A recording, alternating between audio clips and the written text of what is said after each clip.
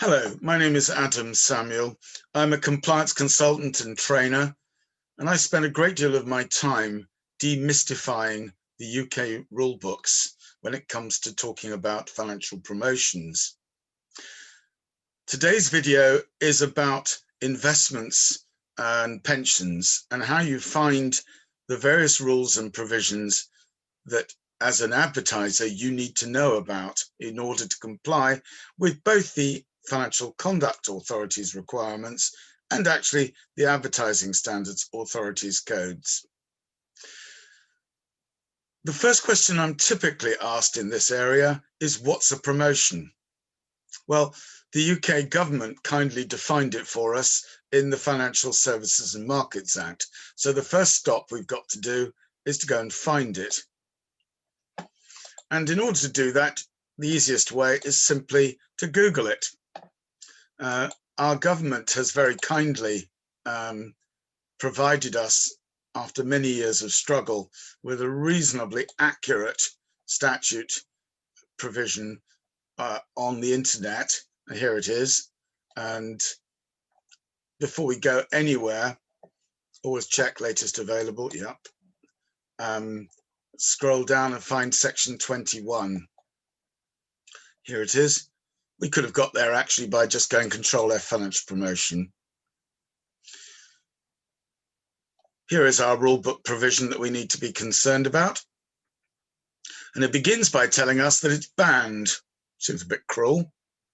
We're not allowed in the course of business to communicate any invitation or inducement to engage in investment activity.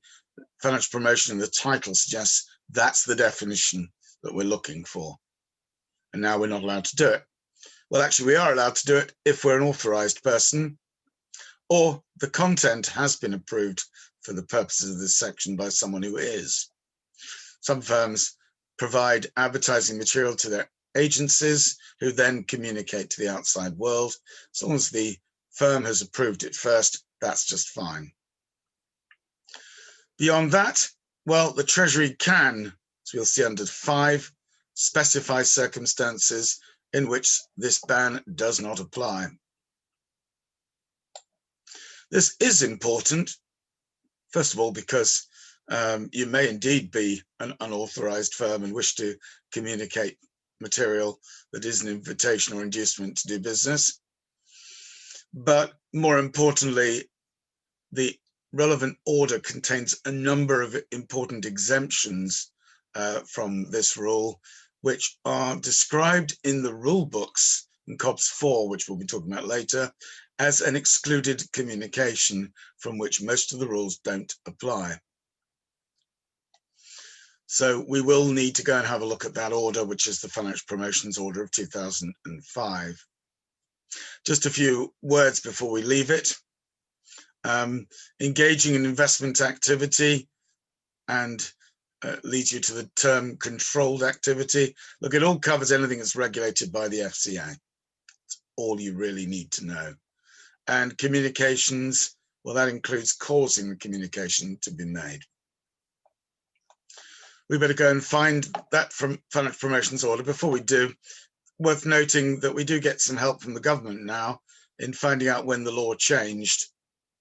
In particular, if there's a law change already in train, it will be marked on the top of each relevant section, which is helpful. But the Financial Promotions Order itself, well, that's another search. We can do that quickly here. And there it is. It replaced an earlier 2001 version.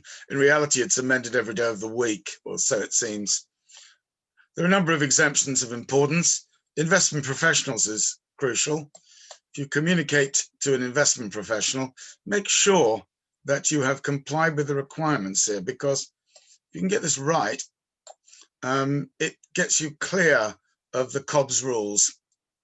In fact, as a good European would tell you, if I'm communicating to an investment professional, not his client or her client, then I'm not engaged in client communication, and MiFID doesn't apply anyway. Nevertheless, this provides helpful guidance. of the importance of marking things clearly.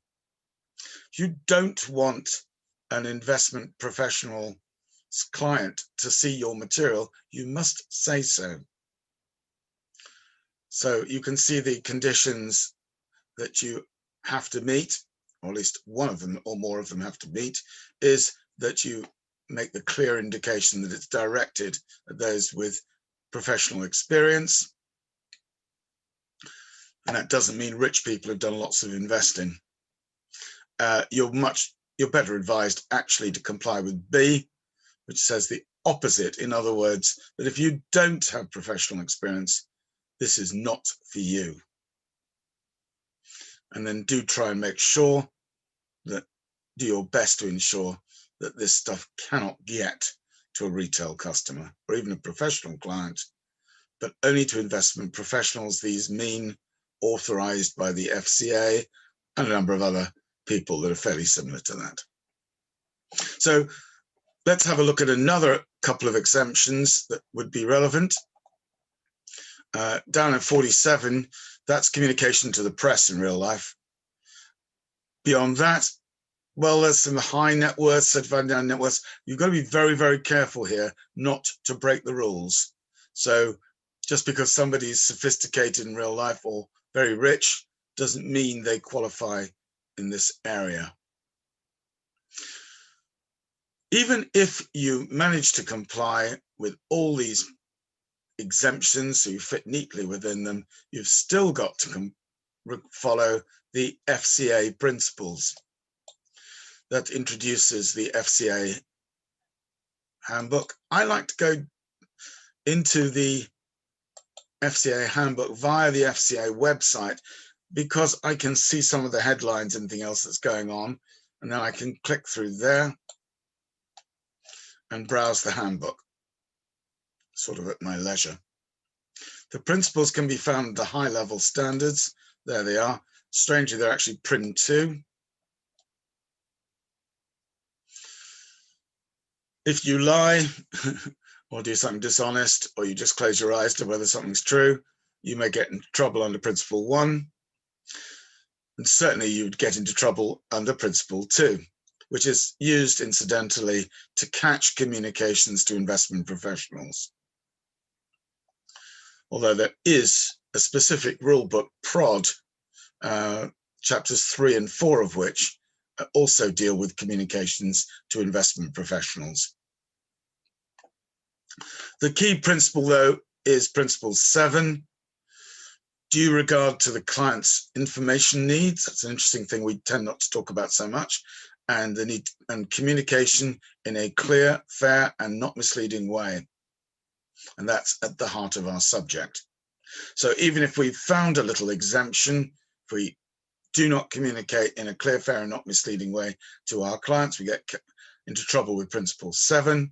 If we do it to somebody else, a journalist or an investment professional, Principle 2 will pick us up.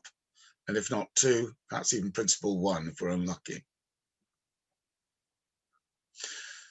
The FCA rules, though, are not the whole story by a long, long way. Sometimes the Advertising Standards Authority, ASA, appears to be almost as active, if not more so, in our particular area. We can find their codes, again, by Googling. I've searched for them enough times that it tends to happen anyway. With a bit of practice, that happens. There is the code. You can have a look at it on the screen, or you can take it as a PDF. It makes very little difference. Let's have a look at it in the big screen form. And we see principle or rule 3 covers misleading advertising. It's central. And in fact, we often find that the advertising codes fill in the gaps of what is really required of advertising. So although it states the obvious, I like the fact that puffery claims that the average customer is unlikely to take literally. You know, our investment fund can fly you to Jupiter would be a good example of puffery. It's clearly not true. It's a bit of fun. the Advertising Standards Authority is not without a sense of humor. There are a number of other provisions that you can look at. One I particularly like to draw attention to is substantiation. This draws attention to the fact that there are, in financial promotions land, 3 different standards. Compliant and non-compliant you'd be expecting, but there's a middle one, which is prove it. In other words, you've made a claim, now have you got the evidence to back it? Because if you don't, you're going to be in trouble with either the Advertising Standards Authority or the Financial Conduct Authority. Other principles you would be expecting, references to exaggeration. What I would like to do, though, is to go forward endorsements. There we are. Because here the rule book covers territory that the FCA leaves fairly well alone. But there's the original prove it. You've got to have evidence that your testimonial is genuine. It's got to relate to the product you're talking about.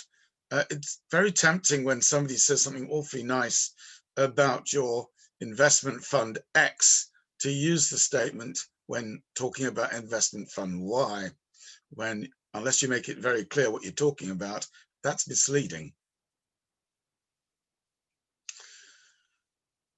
There's the requirement in 348 for permission. So even if it's comment on Twitter, you can't just like it, because if you like it, you've just recommunicated it to all the people that follow you. Same applies to LinkedIn, Facebook, Instagram, and a whole variety of other good people. So do be careful with that, and do be aware of the Advertising Standards Authority. One area where the Advertising Standards Authority really steps up concerns children. Really don't use children in advertising. It's not in very good taste usually, but if you are tempted to use an image of a child, do read chapter 5. It doesn't ban the use of children, but it does place some pretty grown-up restrictions on certain types of activity.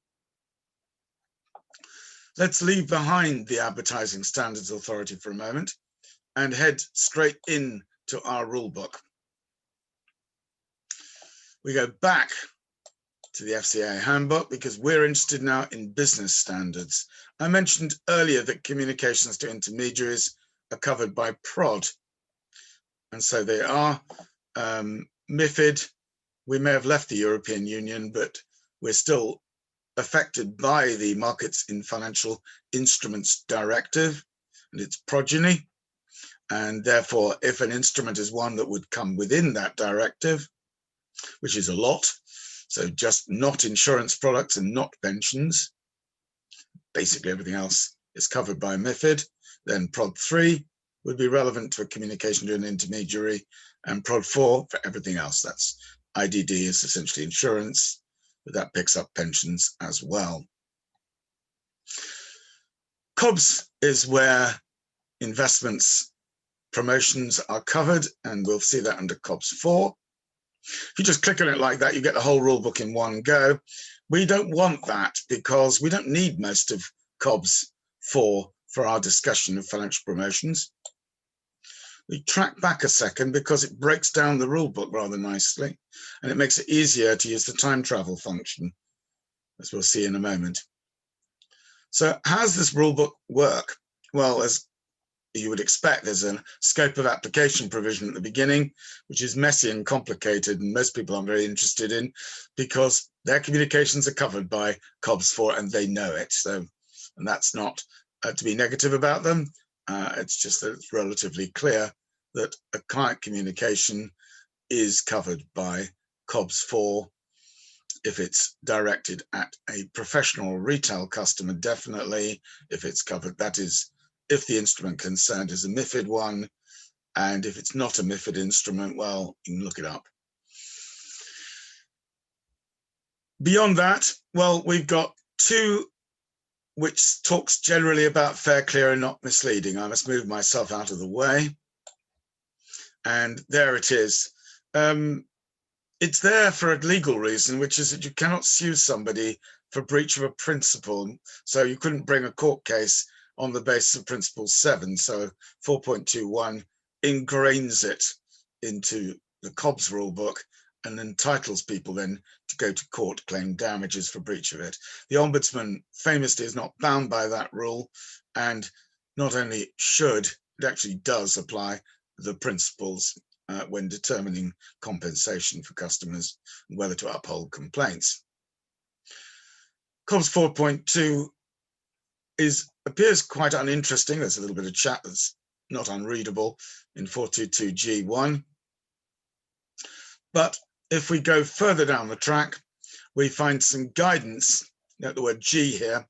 You can't be fined for breach of guidance, but in reality, if you break guidance, you've almost certainly broken a rule provision. And this is really an explanation of what would constitute a breach of fair, clear, and not misleading. The one piece of guidance that is important is brackets 4. If you name the regulator and you refer to something that's not regulated by that entity, you must make it clear. This was at the heart of the London Capital and Finance scandal, where the firm plastered all over its promotions the fact that it was regulated by the FCA. Unfortunately, almost all of those promotions was for a product that actually wasn't regulated by the authority in question, which was extremely messy. There's 425, bit of guidance about some terms you should be very careful of not using. Guaranteed, protected, secure, really has to be those things before you use those terms. But Cobb's 4.2 is not where I live my life when I do financial promotions work. So I'll go back to Cobb's 4 and find the bits that do matter. And here, the action is really 4.5 to 4.6. In fact, 4.5 plus 4.6 equals 4.5a. The non-MiFID provisions, that's for insurance and pensions products that count as investments, or are covered by Cobb's. Those rules are actually all found in Cobb's 4.5a. So let's dive straight into 4.5a, and you'll have got the same material. The general requirements is where the action happens. What it says here is 44.1. What's that? Well, the actual answer can be found by looking at the bottom. It says MiFID org regulation. So there's another Google activity to do, because it's a lot easier to read these provisions the way they were originally drafted. If we do that, I'm a bit of a believer in going into these rulebook provisions in the European Union's website, which is this one. So I like to click there, partly because I can also check that I've got the up-to-date version. Click there, it'll give me the consolidated version, any amendments that have been made. Where I'm going next is 44, was actually the rulebook provision that we saw before. And here it is. What does it mean to be fair, clear, and not misleading? Now, you'll note you're in MiFID org regulation, you're not in MiFID. European Union directives work like this. There are 3 levels typically. There is the EU directive, there is the subordinate legislation, that's this. This is a level 2 piece of legislation. And then the super regulators, for our purposes, ESMA and AOPA, ESMA for most things in the investment area, AOPA for insurance and pensions. They issue guidance on the meanings of the provisions that apply to people subject to their relevant directives. Those are the 3 levels. So what do we learn? We learn that firms shall ensure that all information is likely to be received by retail or professional clients, actual or potential, including marketing communications, which is European speak for financial promotions, must comply with 2 to 8. And we just saw 2. It's got all the big rules in it. Fair and prominent indication of any relevant risks when referencing potential benefits. A lovely font size rule. Need not to hide things or obscure things that are important. and that it's up to date and relevant to the method of communication you're using. Paragraph 3 is important. That covers unfair comparisons. 4 is brutal. Derived, I think, originally from the UK rule book, so we can't pat ourselves on the head and say it's easier in Britain. We have the past performance rules. Must be complied with carefully. 5 is simulated past performance, which is a related subject, and 6 covers future performance, which you really shouldn't quote, so isn't that important. 7 is the need, when you talk about tax, to provide the necessary warning that the treatment depends on each client's individual circumstances and may change in the future. And 8, you shouldn't break, so that's probably not that important. If we now go back to 4.5a, we'll see there it was, all the stuff we need to look at. 44.2, 44.3 shows up here. They don't keep it in the right order, so we go straight into tax. 44.7, not that excited by consistent financial promotions, comes from another provision of MiFID org regulation. There's the past performance rules, simulated and future, all laid out, just copied out from the MiFID org regulation. There's a little bit about inherently illiquid assets, doesn't come up very often. At this point, we need to take a slight pause and note a couple of things. Let's have a look at our time traveling. If we click on there, we'll see how the rules have changed. So if we're concerned, for example, to discover what Brexit has done to this chapter, well, we can just see that there is a change in 2021 on January the 1st. So if we just look for 2021 and see how many changes there are, we'll see, well, 14 isn't actually the number of alterations because there's some stuff on the screen, but there are provisions here typically changing the references from EU to UK. Not quite sure what that adds to the story. That used to have EU written all over it. But these would be the provisions that you would check.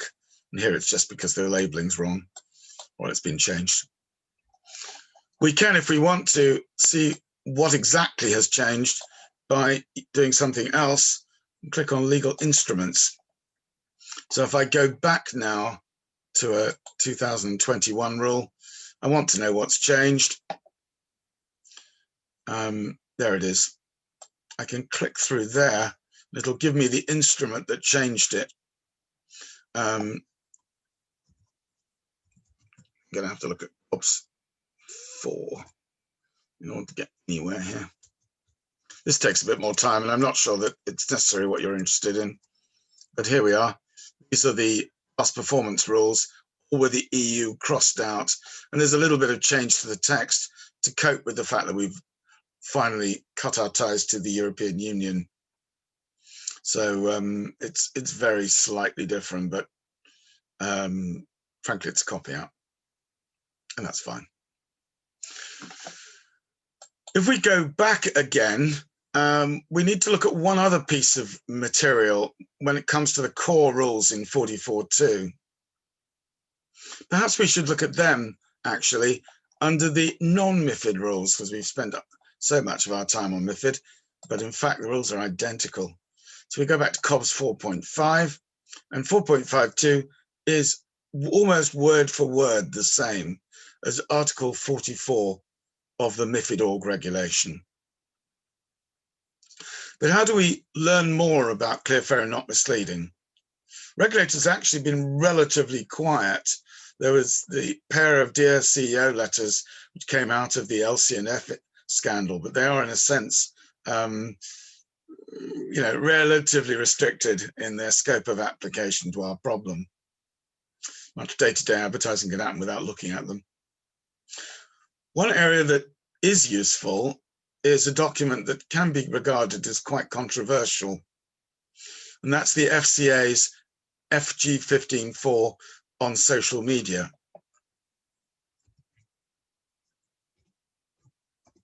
By the way, you don't create a space between FG and 15, or it can do some funny things to search engines, and in particular to the FCA's website. So I recommend you don't do that.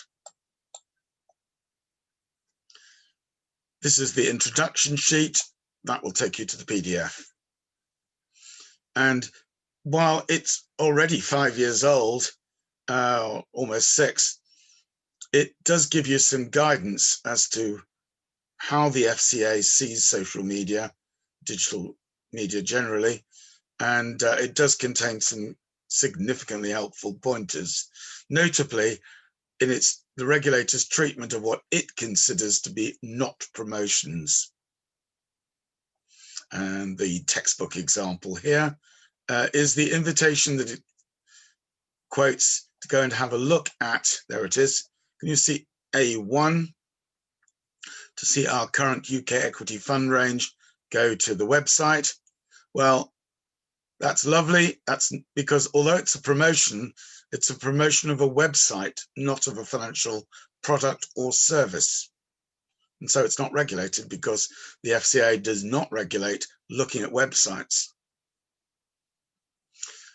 So there is quite a lot of scope, if you read it carefully, for fairly creative advertising that never goes anywhere near the rule book. Having said that, there are a couple of mistakes in FG 15.4, but it represents a bold effort by the FCA. It's the only regulator in the world that I know of that's ever issued such detailed guidance on this particular quite thorny subject in practice. So certain congratulations are in order. Let's go back to our rule book. And I think we should also look at some of the freaks. Not to spend too much time here, but let's have a look at the table of contents. Will give us some idea of what else is on offer in COBS 4. Direct offer promotions, that's where you traditionally used to send off some material. The customer filled out the form, sent in the check, and that was it. Now it's more like buying off a website, but it's the same thing. Essentially, the difference is that you have to give the customer all the information required before they enter into the contract. Whereas if you're just putting out a promotion to interest people in your ISAs or whatever, that's not necessary. As long as you're fair, clear, and not misleading, which is different. Beyond that, 4.12, non-mainstream pooled investments, and 4.14 are there to cover a variety of unpleasant things. 4.12, typically the unregulated collective investment scheme. 4.14, this is London Capital and Finance again. This is promotions of debt instruments issued by companies.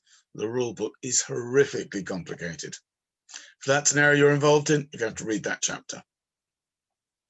The other area that comes up is 22. COBS 22 has a number of restrictions on the marketing of various things.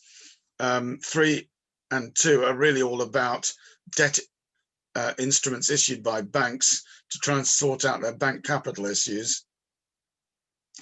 22.4 covers the ESMA, that's European inspired ban on the marketing of binary options to retail customers. 22.5 covers spread betting generally on investment stuff, not sports events, and goes a bit beyond the ESMA guidelines that dominated this subject between 2007 and 2017 and 2019. The UK has then gone even further by banning or placing severe restrictions on the retail marketing of crypto asset derivatives and crypto asset exchange traded notes. Those of you that are interested in pensions may be thinking at this point of he's forgotten COBS 19. No, I haven't, but COBS 19 doesn't really have a great deal to say about promotions. We can sort of test this by doing that old trick of Control F, and we just go promotions. about issuing a promotion for an FSAVC, freestanding additional voluntary contributions plan. I'm old enough to remember them, but I don't know of anyone who markets them right now. Then if you are handing out an open market option pack for a customer about to take their retirement benefits, you must not go around using it as a sales opportunity because it will distort the message. And similarly, you can't do that with a reminder. That's COBS 19 when it comes to financial promotions. So I think we can leave that alone. I think our journey is pretty much at an end. You've been very patient in following me around the various rule books.